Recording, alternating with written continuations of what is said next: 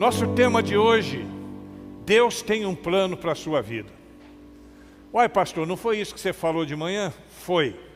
O tema é o mesmo, mas o texto e o desdobramento serão diferentes. O texto de nossa reflexão são os 2 capítulos do livro de Jonas, capítulo 1 e capítulo 2. Nós não vamos lê-los agora, mas no decorrer dessa nossa fala nós estaremos citando alguns versos, alguns textos referentes a esta porção das Escrituras que embasa a nossa reflexão dessa noite. Pela manhã, como eu disse, eu já falei sobre esse assunto, e agora à noite eu quero voltar ao tema. Desta feita usando a experiência de vida deste profeta de Deus, Jonas, que alguns conhecem como pessoa que desobedeceu e pagou um preço alto por causa da sua desobediência. A história de Jonas é muito conhecida de todos nós, né? Jonas, ele é um profeta de Deus que, de repente, em algum momento de sua vida, ele recebe de Deus a missão de pregar na capital da Assíria, pregar em Nínive, uma cidade situada a 800 quilômetros de onde ele morava e que era conhecida por causa da perversidade dos seus guerreiros. Ela era o povo assírio era o povo que estava predominando no mundo naquele tempo. E Jonas tinha um problema muito forte no coração. Ele não gostava daquela turma. Aquela turma já tinha matado muitos dos seus, já tinha feito muita miséria no mundo de então. Eles eram conhecidos por conta da sua crueldade. Nós já falamos sobre isso algumas vezes aqui na igreja. E Jonas decide então não somente desobedecer à ordem de Deus, mas desafiar a Deus fugindo dele. E Jonas então foge na direção oposta. Em vez de ir para Nínive, ele foi para Tarsis, no sul da Espanha. Uma viagem de 1 ano e meio. E aí a gente pensa nessas viagens longas, porque naquele tempo não tinha Gol, não tinha Azul. Aliás, nem carro tinha, né? A viagem era no lombo de jegue, era a pé ou de barco, se a cidade fosse litorânea. E ele então tenta fugir de Deus e a gente sabe das consequências dessa tentativa de fuga. Aquela tempestade que alcançou ele em alto mar e que trouxe transtornos não só para ele, como para todos que estavam no barco com ele. Ele sendo lançado ao mar, sendo engolido por um peixe, se arrependendo em determinado momento, voltando para Deus, cumprindo a sua missão, mas ainda com o coração duro. O texto termina com Jonas reclamando, com o coração duro, porque ele não queria que aquele povo fosse poupado. É uma história bem conhecida de todos nós, mas ali a gente pode aprender algumas lições. E hoje então nós seremos desafiados por Deus a depender e confiar nos planos dele para a nossa vida. Mais uma vez, olha como Deus está falando com você. Falou de manhã através do profeta Isaías e fala agora à noite através do profeta Jonas. Nós precisamos de uma vez por todas entender que nós não somos vítimas da vida ou de pessoas. Tem muita gente que acha que é vítima. Nada em nossa vida, nem tampouco qualquer pessoa, é responsável pelos desastres que nós temos na nossa caminhada. Nós somos os autores da nossa própria história. Preste atenção nisso. Eu e você, cada um de nós, somos os autores da nossa própria história. Eu sou o autor da minha própria história, você é o autor da sua própria história. E a Bíblia revela que nós temos desejos por muitas coisas, Mas quando perguntamos a Deus, ouvimos o seu conselho e decidimos seguir na direção em que fomos orientados, apenas o que é dele acaba permanecendo, porque as coisas de Deus permanecem em nossa vida. Provérbios 19, 21, nós lemos: muitos propósitos há no coração do homem, mas o desígnio do Senhor permanecerá. É por isso que às vezes a gente não alcança os nossos objetivos, a gente não consegue concluir alguns planos nossos, porque Deus nem sempre nos dá a partir daquilo que nós pedimos, porque Ele tem muito mais para nós. Ele dá sempre a partir daquilo que Ele tem, que é infinitamente maior, que não dá nem para a gente imaginar. Lembra do texto de Jeremias 33:3? Clama a mim e vou te responder e te anunciar coisas tão grandes que você nem imagina. O que Deus tem para nós é muito mais do que aquilo que a gente pode imaginar. Paulo, falando à igreja em Éfeso, ele diz que Deus é aquele que é capaz de fazer infinitamente muito mais do que tudo o que pedimos ou pensamos, de acordo com o seu poder que atua em nós. Está lá em Efésios capítulo 3, versículo 20. Já o sábio, escritor de Provérbios, nos orienta em Provérbios 16, 3, nos seguintes termos: consagre ao Senhor tudo o que você faz, e os seus planos serão bem-sucedidos. Deus tem planos na nossa vida, querido. Planos de bem, planos de paz. Ele tem o melhor para nós. E não há nada para Deus que seja tão grande que Ele não possa realizar na nossa vida. Porque segundo está escrito em 1 João capítulo 3, versículo 20, Deus é maior do que o nosso coração e Ele sabe de todas as coisas. Através da experiência do profeta Jonas, rapidamente nesta noite, nós vamos aprender alguns conceitos bíblicos que nos ajudarão na caminhada de nossa vida com plena confiança e dependência de Deus. São conceitos que, se aplicarmos à nossa vida, nos levarão a um lugar que o próprio Deus determinou para nós. Presta atenção aqui no que eu vou te falar. Nada do que você imagina para a sua vida é maior do que aquilo que Deus preparou para ela. Nada. Deus preparou o melhor para nós. E nós precisamos aprender a seguir nos propósitos de Deus, a conhecer e fazer dos planos de Deus os nossos planos. Eu não tenho que adaptar os planos de Deus aos meus próprios projetos de vida. Eu tenho que adaptar o meu projeto de vida, porque sou eu que escrevo a minha história, nos planos de Deus, para que eu seja feliz. E eu quero então ver alguns conceitos rapidamente aqui na história de Jonas, para que a gente possa ajustar a partir daquilo que nós estamos falando. O primeiro conceito que eu quero extrair dessa porção pequena de 2 capítulos do livro de Jonas é a da obediência. Seja obediente. Eu falei muito sobre isso hoje de manhã.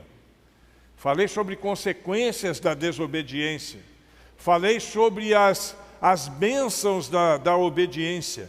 E nós precisamos então entender de uma vez por todas que nós precisamos ouvir e obedecer a direção de Deus para a nossa vida.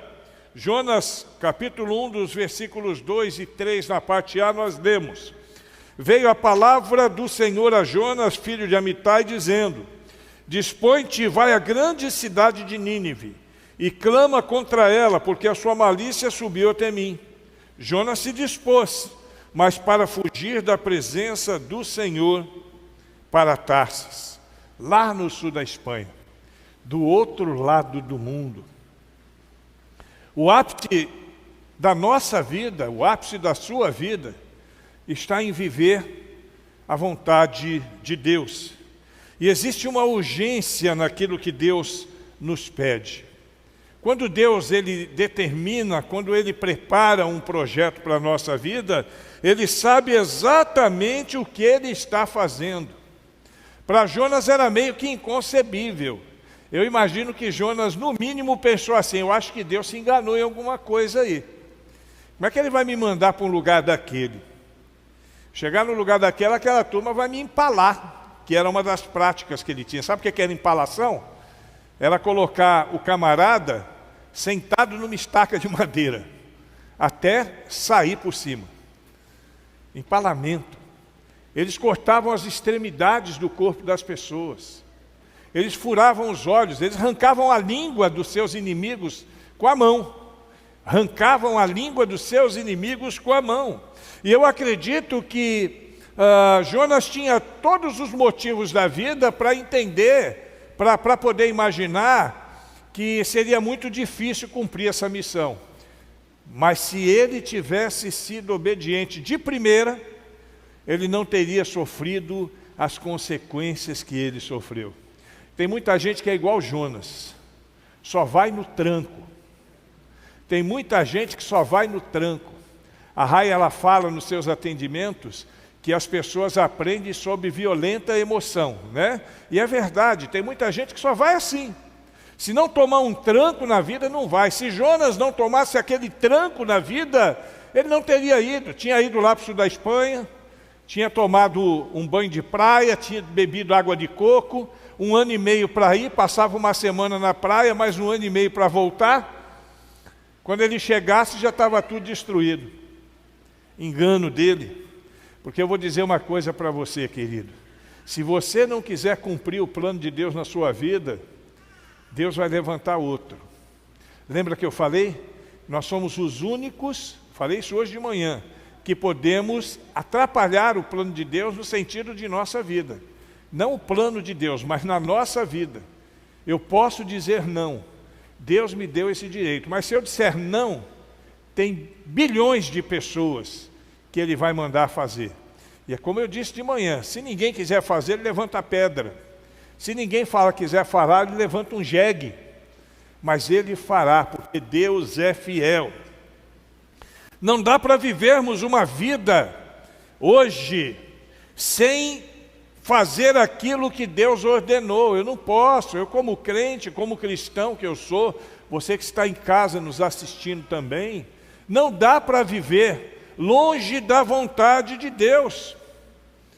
Se você não deseja perder tempo, então entrega logo todo o seu tempo a Deus. Jonas perdeu tempo e quase perdeu a vida. Eu imagino o sufoco que aquele camarada viveu.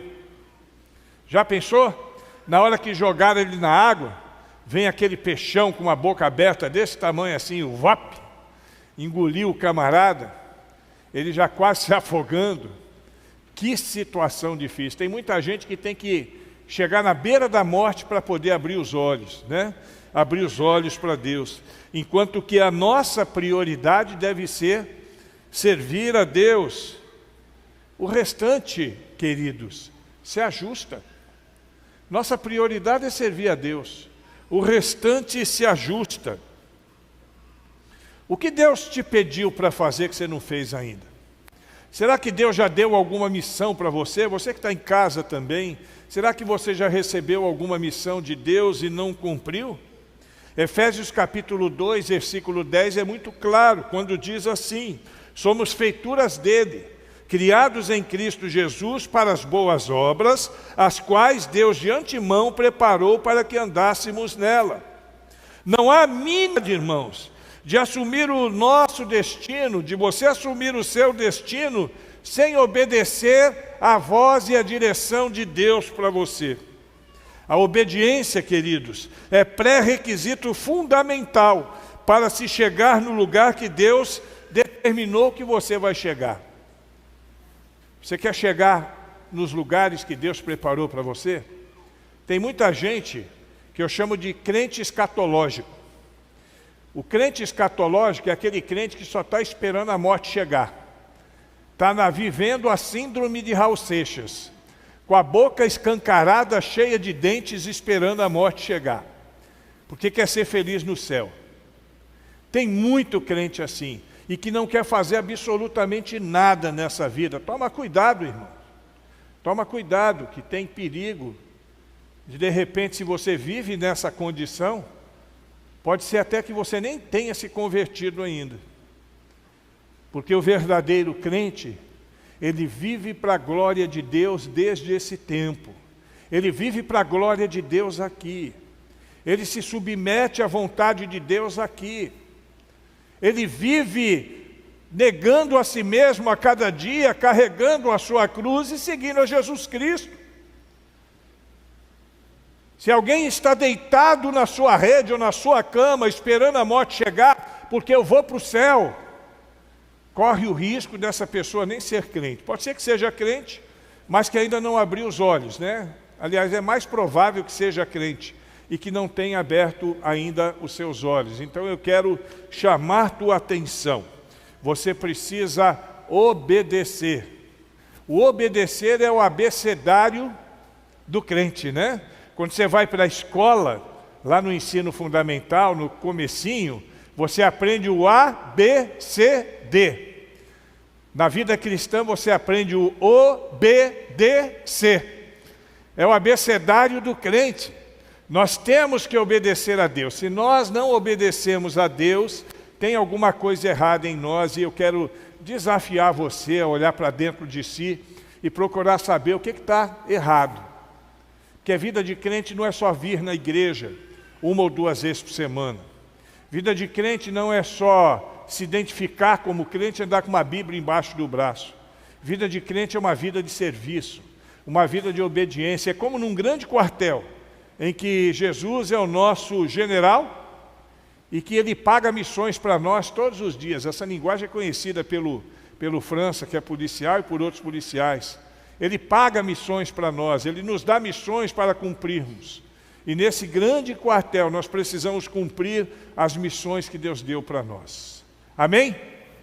Obedeça ao Senhor e seja feliz. Segundo conceito que eu vou extrair da porção do livro de Jonas é o do reconhecimento. Precisamos reconhecer os nossos erros. Jonas 1, 10 a 12. Então os homens ficaram possuídos de grande temor e lhe disseram: o que é isso que fizeste? Pois sabiam os homens que ele fugia da presença do Senhor, porque ele havia declarado. Disseram-lhe: que te faremos para que o mar se acalme?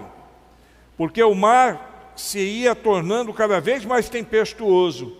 Respondeu-lhes: tomai-me e lançai-me ao mar, e o mar se aquietará. Porque eu sei que por minha causa vos sobreveio essa grande tempestade.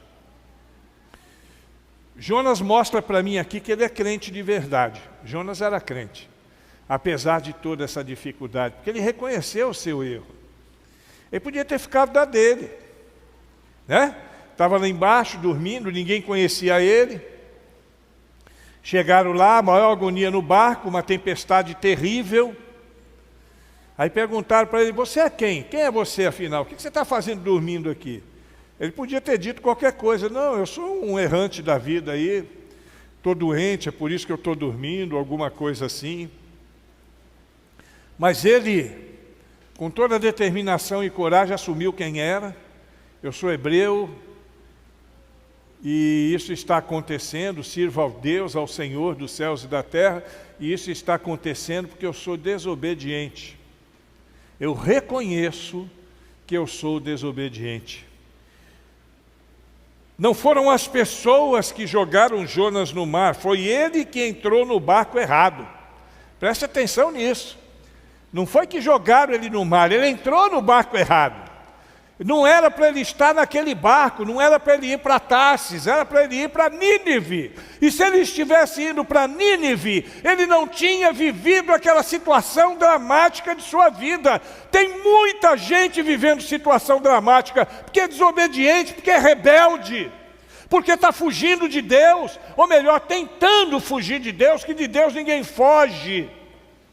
Lembra do Salmo 139 que nós lemos hoje de manhã? De Deus ninguém foge. Aí tem muita gente sofrendo por causa disso, está indo na direção errada. O grande erro dele foi não obedecer o que Deus havia dito para ele fazer. Tem muito crente que está vivendo a mesma situação. O grande erro é não obedecer a Deus naquilo que Ele tem orientado fazer. E eu não estou falando só de ação evangelística, não. Isso é muito importante, isso é muito bom. Não estou falando só de discipular, estou falando no nosso dia a dia, na família, em casa, na vizinhança, no trabalho, na sua própria relação consigo mesmo, com Deus e com as pessoas. Não adianta nada, irmãos, alguém apresentar uma fachada de crente se é vazio por dentro. Deus conhece o nosso coração. Ele espera de nós muito mais do que a aparência. Tem muita cara bonita aí, se você olhar aí na internet, muita cara bonita indo para o inferno, tem um monte. Eu acho que o que não vai faltar no inferno é gente bonita. Não vai faltar. Porque não é a aparência exterior que vai levar ninguém para o céu. Se fosse, eu estava no sal. Não é a aparência exterior. Hoje eu estava olhando no espelho, tomei até um susto, chamei a Rai. Eu falei, Rai, eu estou parecendo um sapão. Perna fina, barriga grande, parecendo um sapão. Mas eu não vou ser condenado ou absolvido por causa do meu aspecto físico, mas por aquilo que tem aqui dentro de mim. E eu digo isso para a glória de Deus. O que tem aqui dentro de mim é a essência de Cristo, que foi colocada pelo Espírito Santo de Deus. E todas as vezes que eu erro, eu reconheço o meu erro. Agora tem crente que é contumaz. Tem crente que está calejado e que não obedece a Deus e não reconhece que errou. Você sabe aquela pessoa que ela nunca quer perder? Ela sempre vai ter uma réplica para você. Ela sempre vai ter, e se você der uma réplica, ela tem uma tréplica, e daí vai, ela nunca perde. Tem gente que é assim, comigo você pode ser assim, irmão. Mas com Deus não, em nome de Jesus Cristo. Você nunca vai ganhar um debate com Deus, nunca, nunca. E tem muita gente debatendo com Deus, tem muita gente tentando fazer isso. Nós não podemos decidir o que a vida nos trará, mas podemos escolher o que vamos fazer com ela. Jonas não podia imaginar que ia acontecer aquilo na vida dele. Não imaginava. Como eu disse, ele pensou, de repente ele pensou até que era de Deus. Eu acho que ele pensou assim, bom, pode ser que Deus errou, então eu vou fazer o seguinte, eu vou descer no porto. Se tiver um barco indo para outro lugar, aí é de Deus. Aí ele desceu no porto. Alguém falou, tem um barco que está indo para Tarsis. Oh, glória, é de Deus. Aí ele falou com Deus, bom, agora eu vou fazer outra prova com Deus. Se tiver passagem, é porque é de Deus. O senhor tem passagem aí? Tem. Oh, aleluia, é de Deus. Deus que se enganou, está mandando eu ir para cá. Olha, Deus, o senhor mandou ir para lá, mas eu vou para cá. Quebrou a cara. E quase que arrebentou o barco. Faltou pouco. Você vê que o texto diz que os marinheiros, todos eles experientes que eram, nunca tinham visto uma situação daquela. Nunca. Mas graças a Deus, Jonas capítulo 1, versículo 15. Levantaram a Jonas e o lançaram no mar. E quando Jonas foi lançado no mar, o mar cessou a sua fúria. Quando estamos deslocados do nosso destino, causamos tempestades na nossa vida e na vida de outras pessoas. Que o digam os pais que têm filhos dependentes químicos. Que terrível, que terrível. A desobediência deles repercute na vida de outras pessoas. Que o digam as mulheres que têm maridos alcoólatras. Como é ruim. Os filhos que têm pais alcoólatras. O mal que essas pessoas estão causando a si mesmas não é nada comparado ao mal que estão causando às pessoas que estão no seu contexto. Eu só fui aprender isso depois que eu conheci Jesus. Hoje a minha maior dor, do meu coração, minha maior dor, é que meu pai morreu sem que eu pudesse ter pedido perdão a Ele, por todas as coisas que eu fiz para Ele, pelas coisas que Ele sofreu por causa da minha desobediência. Isso é triste, irmãos. Isso é triste. E aí eu estou usando esse exemplo extremo de droga, de álcool, mas em outras áreas da vida também. Todas as áreas da vida são assim. Todas as áreas da vida são assim. Quando você foge dos projetos de Deus, você prejudica a si mesmo e as pessoas que estão no seu redor. Então a melhor coisa a fazer é o que o Jonas fez. Se arrependeu. Confessou o seu pecado e arcou com as consequências. Ele mesmo falou, pode me jogar no mar que é isso que vai acalmar essa tempestade. Eu acho que ali ele pensou assim, partiu. Mas não, porque Deus é misericordioso. Olha só, pode se arrepender sem medo, que Deus dê sempre uma segunda chance para cada um de nós. E uma terceira chance. E uma quarta chance. Enquanto você tiver vida, Deus vai te dar uma chance. Terceiro conceito que eu quero aprender aqui, extraindo desses 2 primeiros capítulos de Jonas, é o capítulo do respeito. Nós precisamos respeitar o processo de Deus na nossa vida. Jonas capítulo 1, 17. Deparou o Senhor um grande peixe para que tragasse a Jonas. E ele esteve 3 dias e 3 noites no ventre do peixe. Eu vou dizer uma coisa para você, presta atenção. É melhor você ser engolido por um peixe do que chegar no lugar errado. É melhor ser engolido por um peixe do que chegar no lugar errado. Para muita gente, talvez aquele peixe tenha sido uma maldição na vida de Jonas, mas não foi. Aquele peixe foi um casulo que guardou a vida de Jonas durante aqueles 3 dias e 3 noites. Aquele peixe foi a prova de que Deus, de fato, Ele nos perdoa, e nós precisamos aprender a respeitar os processos de Deus na nossa vida. Por que Deus não mandou o peixe cuspir Jonas no primeiro dia? Porque Jonas tinha que aprender algumas lições, e demorou todo esse tempo, 3 dias. Eu acho que ele já estava soltando a pele por causa do suco gástrico, a roupa já estava podre, devia estar um fedor desgraçado, porque você sentir cheiro de peixe é ruim. Imagina você estar dentro do peixe, um mau cheiro terrível. Mas o processo de Deus é que Ele passasse por tudo isso, para que ele pudesse aprender lições preciosas na sua vida. Olha só, irmão, pode ser que você passe por um processo que demore algum tempo para você poder alcançar o objetivo de Deus na sua vida. Mas nunca reclame de Deus. Respeite o processo de Deus na sua vida. Não se preocupe com circunstância, não. Lembra daquela canção? Não olhe as circunstâncias, não, não, não. Olhe o seu amor, seu grande amor. Não me guio por vistas, alegre estou. Canta comigo. Não olhe as circunstâncias, não, não, não. Olhe o seu amor, seu grande amor. Não me guio por vistas, alegre estou.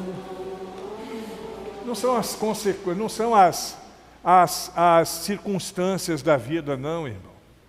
Não são elas que vão determinar a nossa felicidade, não. O processo de Deus pode macetar o homem. O Rick está saindo agora como policial formado. Pergunta para ele o quanto ele sofreu naquele 13º BEIC. Eu sei, eu conheço o comandante e o subcomandante dele. E eu vi alguns processos. Eu vi o Rick correndo embaixo de chuva. Lembra? Dando voltas no quartel embaixo de chuva, ele e toda a sua tropa, no processo que foi determinado para ele. Nós também temos um processo que é determinado, e quero dizer uma coisa para você: os comandantes dele não são tão tremendos como o nosso Supremo Comandante. O Jonas passou por aquilo, Mas segundo o texto de Jonas, capítulo 2, versículo 1, dentro do ventre do peixe caiu a ficha daquele miserável. E aí ele fez o quê? Ele fez o quê? Ele orou. Ele orou. E eu já falei uma coisa que eu vou dizer aqui agora. Eu falei em outro contexto. É claro que na experiência de Jonas não é o deserto, mas deserto não é lugar de sofrimento. É lugar de oração e quebrantamento. Sempre. Está vivendo um deserto na sua vida? Está difícil. Às vezes você está chorando. Às vezes você está sofrendo. Mas se você tem convicção de que você entendeu o processo de Deus, se você tem convicção de que você se arrependeu na medida que você precisava se arrepender, então o processo de Deus vai fazer você feliz, porque Deus é sempre fiel. Amém? O quarto conceito que eu quero extrair do texto dessa noite é do recomeço. Recomeço. Precisamos sempre que necessário, depois de nos arrependermos, é claro, começar novamente. Faz parte do processo de Deus. Jonas 2:2. Ele disse: em meu desespero clamei ao Senhor e Ele me respondeu. Do ventre da morte gritei por socorro e Ele ouviu o meu clamor. Errar é humano, irmãos. Nós erramos. Eu sou pastor, o ano que vem eu faço 30 anos de ministério pastoral. O ano que vem. 93 a 2023, 30 anos. E eu errei muito na minha caminhada. Todas elas eu me arrependi. Todas elas Deus me perdoou. E sempre pude recomeçar. Eu não sei como é que está a sua caminhada hoje. Mas eu sei, com esse grupo que está aqui, com esse grupo que está ali, que se Deus colocou essa mensagem no meu coração, é porque Ele quer falar com alguém. Deus está falando com você? Se Ele está falando com você, ouça o que eu vou te dizer agora. Precisamos sempre entender que há um recomeço para a nossa vida. Recomeçar, retomar. Reinicie sempre que necessário. Comece novamente. E o arrependimento é o primeiro passo para isso. Porque arrependimento requer reconhecimento. Se você não reconhece e não se arrepende, você não vai alcançar a bênção de Deus. Agora, quando você reconhece, quando você se arrepende, e quando você sabe que você precisa de ajuda de Deus, e você permite para que Ele faça parte da sua vida de verdade, eu vou dizer uma coisa agora, você vai ficar, alguns talvez se escandalizem com o que eu vou dizer, mas tem muita gente na igreja que Deus não faz parte da vida dele. Pode até ser salvo, mas Deus não faz parte da vida dele. Ele não pergunta para Deus o que tem que fazer. Ele não fala com Deus frequentemente, normalmente nos dias de culto. Ele não caminha com Deus nos caminhos de Deus, ele quer que Deus caminhe com ele nos caminhos dele. Ó Senhor, estejas comigo por onde eu for. Tudo bem, mas você está indo onde Deus mandou você ir ou você está indo onde você quer ir? Então tem muita gente que não aprendeu isso ainda, dentro da igreja, e precisa aprender, irmão. Creia que tem algo que supera todas as nossas expectativas, coisas sobrenaturais que Deus preparou para a sua vida. Você já viveu o sobrenatural de Deus? Quinta-feira eu vou convidar 2 irmãos para darem testemunho aqui de algum milagre que Deus fez na vida dele. Se eu te chamasse para dar um testemunho, você teria um milagre para contar? Você já sentiu, já experimentou o sobrenatural de Deus? Quero dizer para você que a resposta da sua aflição está em Deus. Se você errou até aqui, então é tempo de acertar a partir daqui. Esse é o objetivo de cada um de nós na nossa relação com a igreja. Esse é o nosso objetivo. E o objetivo de Deus é que nós entendamos isso, cada um de nós. E por último, o quinto princípio que eu quero extrair dessa porção do livro de Jonas é o princípio da confiança. Preste atenção, confiança. Você precisa confiar nas promessas de Deus. Quem confia nas promessas de Deus aqui, diga amém. Jonas 2:10. Falou, pois, o Senhor ao peixe, e este vomitou Jonas na terra. Em 2:2, Jonas fez a oração, dizendo que Deus estava ouvindo. E agora em 2:10, Deus fez com que o peixe vomitasse Jonas, depois de 3 dias e 3 noites. Jonas podia ter ido para Nínive de barco, se é que dava para chegar lá de barco, mas ele preferiu ir de peixe. Toma, desavisado. Podia ter ido de barco, mas preferiu ir de peixe. Mais importante, irmãos, não é como você vai. Você pode ir do jeito que você quiser. Se quiser ir de boa, você vai de boa. Se quiser ir de uma forma mais difícil, você vai. Mas é importante que você não desista do seu caminho. Jonas não desistiu. Ele viveu toda aquela situação de dentro do peixe, ele olhou para Deus e falou, Senhor, pode me botar lá de volta, que eu fiz os meus votos contigo, eu vou cumprir os meus votos contigo. E cumpriu mesmo. Depois de vomitado, Jonas foi para Nínive, fez uma mensagem meia sem, tipo assim, sem querer, né? Ele, no fundo, ele continuou de coração duro. O livro termina com ele de coração duro. E ele viu uma coisa que poucos pregadores viram. Aliás, eu acho que ninguém viu isso, uma nação inteira se converter de uma vez só. 120 mil pessoas, André, de uma vez só, se converteram a Deus. Isso é coisa de Deus, e eu quero dizer para você, é impossível fazer as coisas de Deus do seu jeito. Não dá. É impossível. Você não vai chegar a lugar algum sem Deus. Você não vai para lugar nenhum. E se você por acaso hoje está dentro de um grande peixe, ou quem sabe está num barco tentando se esconder, não desista daquilo que Deus propôs à sua vida. Não desista. E no nome de Jesus Cristo, ajuste a sua caminhada. As promessas de Deus são sementes que nunca devem morrer e nunca vão morrer. Deus está fazendo um convite para você hoje. Um convite muito especial. Para que você assuma a sua história. De uma vez por todas, você é quem escreve a sua história. Existe a vontade permissiva de Deus. E na vontade permissiva de Deus, Ele permite que nós possamos escrever a nossa história. Como é que você vai escrever a sua história? Como é que vai ser o seu relacionamento com Deus? Como é que vão ser os seus relacionamentos com os homens? Não deixem que outros escrevam a sua história e façam chegar no lugar que eles querem que vocês cheguem.